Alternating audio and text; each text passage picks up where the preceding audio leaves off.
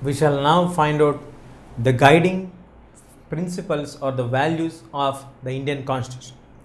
When we talk about the guiding values, what were the basic ideas on which the Indian Constitution framers have walked, or what laid the path for the making of the Constitution? Before going into understanding what is philosophy, in philosophy what do we deal? What is the underlying concept of our Constitution? We can understand the philosophy of our Constitution in two different views. One, by looking at the views of the major leaders. The other, by looking at the preamble of the Constitution. The preamble of the Constitution, which states, "We the people of India," declares that we are sovereign, secular, democratic, republican country, will give the details for us that what is imbibed in the Constitution. Before that, what are the major views of the political leaders of the Constituent Assembly of that time also gives a light or throws light on the philosophy of the Constitution. But before going into understanding both the views or the thoughts of the political leaders of the Constituent Assembly members or the preamble of the Constitution, we should first recognize that there is one name missing, the name which has made magic on the people of India, which made thousands of people to walk along with the name. That name is none other than Mahatma Gandhi. So, you never find in the list of the members of the Constituent Assembly Mahatma Gandhi's name. But the promise and the dreams what he mentioned earlier were inspiring many leaders who were actually the members of the Constituent Assembly. So, through them, he has already inculcated the feelings or the ideas what he want the country to be. Gandhiji, in his magazine of Young India in 1931, gave a clear picture what he want the Constitution of India to be like. He clearly mentioned that I want a Constitution of India where the poorest shall feel that it is his country and there shall not be any discrimination of higher class or lower class. He want the poor to feel happy for his country. He want no discriminations basing on the richness of higher class or poor class, high class or low class. And he also want the poor to have an equal voice in determining or shaping the future of the country or electing the people of the nation. He also want all communities of people to live in complete harmony. This all has not come just from a poetical thoughts of Gandhiji, but he has looked into the deep and deeper side of Indians. He has observed the Indian soil very firmly. He had experienced the class status. He has seen the conditions of the poor suffering very severely and not at all meeting at all, or there is no importance for the poor man's life, that he has seen with his true experiences. And he also made that the poor should have an equal voice with equal to the others, high class or the educated class, whoever it is. And he also has a better experience when India and Pakistan are being partitioned. So he want to have all the communities who are living in India should live in complete harmony and peaceful life, and they all should have that brotherhood feeling. And he also want the society to be free from dangerous and intoxicating drugs for the children, for the youth, and also drinks which spoil the physical and the mental ability of the children as well as the youth. And he also want to have equal status for women equally with that of men. So there should not be any discrimination of men and women. Even today, after 60 years, Indians could not attain this one completely. Yes, there are laws in place, but truly, if we keep our hands at our heart and ask a question, do we really do not discriminate between a boy and a girl child? Still, it's an unanswerable question. It's a fact we cannot accept. We make joy or parties when we have a boy child. I don't say that we mourn or be sorrowful when we have a girl child. not in all the families, but still the acceptance of a girl child as that of a boy child is still not equal. There is inequality still in existence. But Gandhiji expressed his views more than 80 years before from today's date, that he want the society to be like this. He want no classes. He want the poor to claim that they are Indians. He want the poor to raise their voices. He want them to participate actively in shaping the future of the country. He want equal respect for all of them. He want perfect harmony in all the communities living together with mutual respect and concern. He do not want any of the young children or the aged people, adults, to get affected with the intoxicating drugs or drinks, and he do not want indiscrimination, or he do not want any discrimination for women. He want equal respect for women with par with men. This is a broad ideology of Gandhiji. That is the reason why he is rightly known as Mahatma Gandhiji. The guiding values of the Indian Constitution, we have discussed the views of Gandhiji. Now, Dr. B.R. Ambedkar, who actually faced or experienced the inequality in the Indian society under the British rule while the freedom struggle, also had a vision that we should have a country where there is true equality. So he was having a different view when it comes to Gandhiji's thought process. So he expressed his views also in the Constituent Assembly on that day, saying that we have equality politically, but still we will have inequality socially and economically. We continue to have one person, one value, one vote, but still we deny to give the social and the political equality of one person, one value. If we continue to do this and we live with these contradictions, it is nothing but the democracy would peril. These are the words which are exactly used by Dr. B.R. Ambedkar to express his views in the Constituent Assembly on 26th of November 1949. So from this date, we come to understand that B.R. Ambedkar also had views similarly to have equality in our country parallelly with Gandhiji, but had a different view or different thought process when he is not accepting the idea of Gandhiji's equality, but he had a different idea of how to eradicate inequality in our country. And moving ahead to understand the first Prime Minister of India, Jawaharlal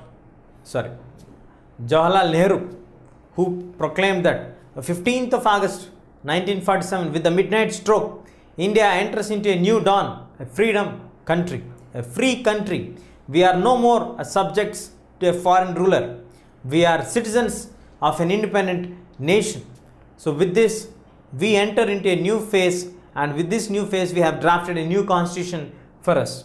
So, what are the guiding principles of our Indian constitution? We have seen the philosophy, one side of the coin, getting the views of the famous leaders or the major leaders of the Constituent Assembly, and the other side, we have the preamble of the constitution. What is a preamble? A preamble is a short statement which actually gives for us a list of the views or the values which are present in a very large document in detail. So it's a short statement or a summary of the entire constitution. And this preamble idea has been taken from the US Constitution, where all the countries which attained independence in the 20th century are inspired from the US Constitution, and they have taken up from the US Constitution the idea of preamble.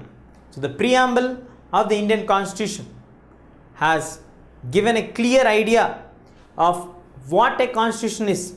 It has set a standard or a summary of the constitution. It gives us the values and a broad picture of how the constitution takes on. It just looks like a poem of a constitution. So let's now find out the details or understand what is the preamble of the Indian Constitution. The preamble, as I mentioned earlier, it's a short statement. Let us now see what is the preamble of the Constitution. We, the people of India, having solemnly resolved to constitute India into a sovereign, socialistic, secular, democratic, republican country which is having an ideology of equality in thought, belief and faith. Democratic republic, repeat, to secure to all its citizens and the justice, social, economical and political, liberty of thought, belief, faith and worship, equality of status and of opportunity, and to promote among all of them the fraternity of equality, promote among them all fraternity in the preservance of dignity of the individual, and also to preserve the dignity of the unity and integrity of the nation, and to secure to all its citizens mutual respect. So we the people of India, having solemnly resolving to constitute India to be a socialist, sovereign, secular, democratic, republican country, and also to secure to all its citizens justice of political, economical and social, and then moving on to equality, opportunities, faith and worship, and we have the fraternity feeling among all of them to preserve the unity of the individuals and unity of the country and the individual respect and also the unity of the nation. We have all these principles are the guiding principles or the basic principles of our Indian constitution, wherein we are guiding, or the entire constitution has been drafted. We can consider this as the seeds of the Indian constitution. From here you can understand the broad framework of the Indian constitution. We shall now discuss in detail each word of the preamble. We shall now look into the understanding of each important word mentioned in the preamble. I have just dotted down all the important words.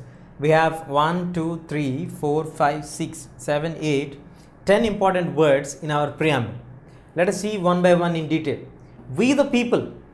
Here when we mentioned about we the people, you may get a doubt. In the Constituent Assembly, all the people are not the members. The people's representatives have drafted the constitution. So though they are not true representation, but they had people of different opinions coming to common consensus, raising their doubts, discussing on either sides of the points and then coming to a conclusion. So it was not given as a gift by any country or not forced by any king to accept this one. It is given by the people's representative to the people. So we the people of India are giving a constitution to ourselves, not by somebody else or not by a monarch or not by a king giving to somebody. Sovereign.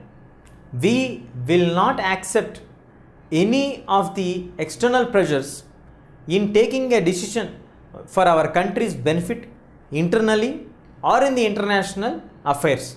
So internal or external matters, we are independent and we will not take any pressure, or we would not accept any other country to interfere in making policy decisions in our country. So India is a sovereign country and socialistic.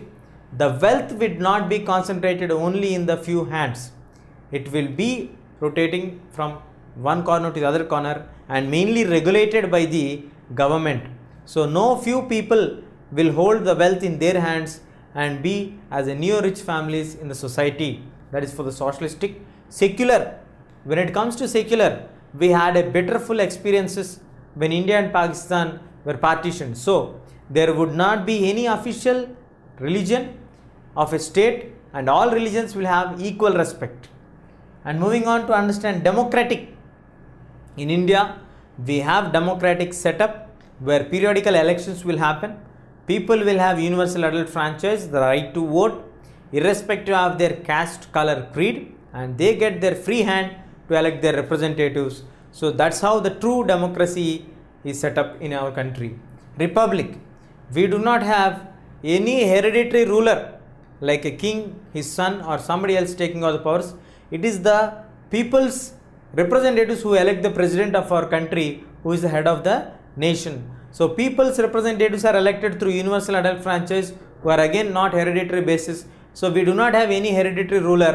So we have an elected people's representative. So we can proudly say that India is a republican country, and we also have a written constitution which guides and rules and everything are dictated for every individual. The procedure, how the election should happen, how the people should contest, how the election procedure should go on, and how the results should be declared, how the president should be elected. Everything is in place. So we have true republican setup. And justice cannot be denied on the grounds of social inequality, rich or the poor. Justice acts similarly to both the parties. Liberty, there should not be any unreasonable restrictions mentioned or put on the rights of the individuals. And moving on to equality, there is equal respect as per the law. There is no discrimination, and they want to end up all the traditional social inequality by bringing equality into place. And lastly but not the least, fraternity, the brotherlyhood relationship.